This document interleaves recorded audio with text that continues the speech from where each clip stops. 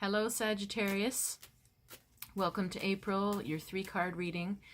We're in a good month for you because we're in Aries, which is compatible, and it represents your 5th house, which is romance and creativity.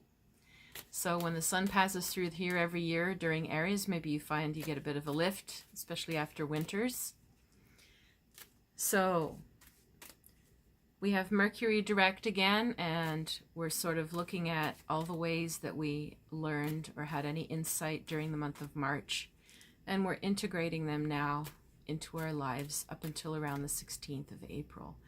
So with it in Pisces, Mercury in Pisces retrograde, and a few planets in Pisces, you might have been like, oh, things just move too sluggish, too painstaking for you, too soggy, for lack of a better word. So you might be just really anxious to get that phase out of here. But things will all shift into fire in the month of April. We just have a little ways to go, and then you should feel like things are back on track. So let's burn some sage, and you can burn it with me if you like, if you have some incense or sage. Otherwise, just imagine the smoke all around you. Purifying and cleansing, we ask Archangel Michael to remove anything in, on, or around us, no longer for our highest good. Cleanse the cards. All right, so Sag, here are your cards. The 7 of Cups. Second card, the 3 of Pentacles, and the Princess of Cups. This is interesting.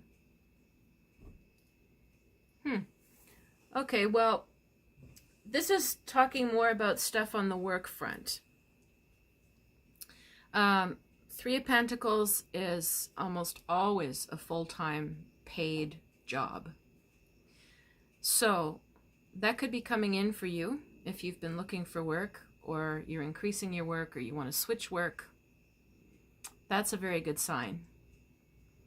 The 7 of Cups is not so easy a card, and it could be talking about your personal life, but it could also be talking about work dynamics. Things have become too, stagnant water. Take a look at this card. It's a swamp. Things have been, the water's been too stagnant for too long. It's become all gooey and swampy, and you don't know what the hell's living in there. That's the metaphor for the emotional climate of something going on in your life, whether that's work dynamics or relationship dynamics. And the thing is, if it's your work dynamic from somewhere, you could find things shifting quite a bit at your current job as everybody gets more productive again, back to work, more productive, more efficient. Could clean up that stagnation currently where you are, or could be a new job or something you add on the side, but this is always going to be, look at that, how powerful and clean, and how those turbines look like they're pushing the waves. It's powerful, and it's going somewhere, and the stagnation ends this month. You may need to be the one to do something about that, to let go of the stagnation and the bad morale or whatever is going on. 7 of Cups is usually pretty nasty, and it can be like things have descended into a really gossipy, toxic, everything is overly emotional to the hilt. Could also sometimes mean, affairs and cheating and gambling and addiction problems. I mean, that could be part of the bad morale. But the good news is you're cleaning it up. You're switching things around and cleaning it up. Princess of Cups is a sort of funny thing at the end, because I'm not sure where she is in this trajectory. It's a young person, usually very sensitive, more like a Cancer, more like a Pisces. Somebody very calm and and creative and sensitive and intuitive around you. Now, she could be how you feel after you've cleaned the decks. She could be that you feel, wow, you feel a little restored innocence back in your life now that you're feeling more refreshed. Or she could actually be someone that shows up in your life, or it could be a daughter, could be a future colleague that you'll have, but it's a very lovely person. So as I said, like more introverted, sensitive, maybe a bit shy, generous, tuned in to people, and very empathic towards people, animals, and quite intuitive.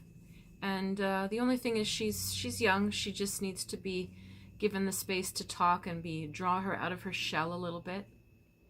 But it's all very positive. So any toxic dynamics that you've got, or low morale, or any of this stuff I mentioned this month, take the decision to get out of that and leave that behind.